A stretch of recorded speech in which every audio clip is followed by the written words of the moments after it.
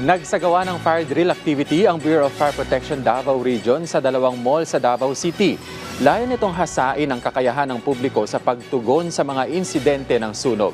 Si Regine Lanuza ng PTV Davao sa sentro ng balita. Isang kainan sa loob ng isang mall ang nasunog. Nirescue rin ang mga individual na naroon, maging ang mga sugatan. Lahat ng ito, isang senaryo na isinagawa sa isang fire drill ng Bureau of Fire Protection 11 sa dalawang mall sa Davao City. Dito nasubok ang kasanayan ng responders ng nasabing mall kung saan may nangyaring pag-apula sa apoy, pati na emergency medical response capability. Pamamaraan nila ito upang maturuan ang private sector bilang mga first responder sa oras na may mangyaring sunog. Ikinatuwa rin ng BFP-11 ang naging resulta sa nasabing fire drill sapagkat nakita nila ang kahandaan ng nasabing dalawang mall sa mga ganitong emergency.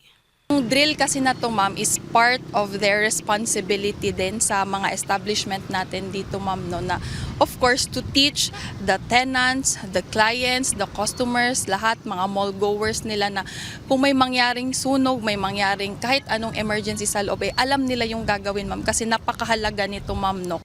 Nagsagawa rin ng Fire Square Roadshow ang BFP-11 sa loob ng activity area ng mall sa Ecoland. Mga kabataan na may interes sa mga ginagawa ng bumbero ang target ng aktibidad. Mayroon ditong fire exit maze, rappelling at iba pang maaaring katuwaan ng mga kabataan. Meron ding fashion show ang BFP-11 kung saan ibinida nila ang kanilang uniforme na ginagamit sa pagresponde sa iba't ibang emergency. Ang mga kids kasi natin, ma'am, no, they are part of the vulnerable sectors. Yung sinasabi nating vulnerable sectors, pagdating sa emergency, sila yung mga dapat una nating nililigtas, ma'am, no. And sabi nga natin, iba na may alam. So turuan natin yung mga bata natin ng mga basic activities, ma'am, no, pagdating sa mga different emergencies. Ang nasabing aktibidad ay dinalawan din ng mga batang inalagaan sa House of Hope.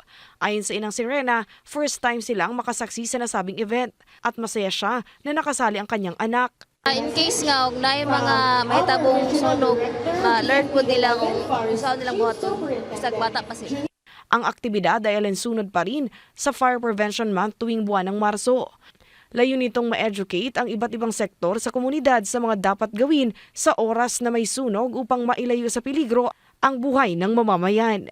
Mula sa PTV Davao, Regine Lanuza para sa Pambansang TV sa Bagong Pilipinas.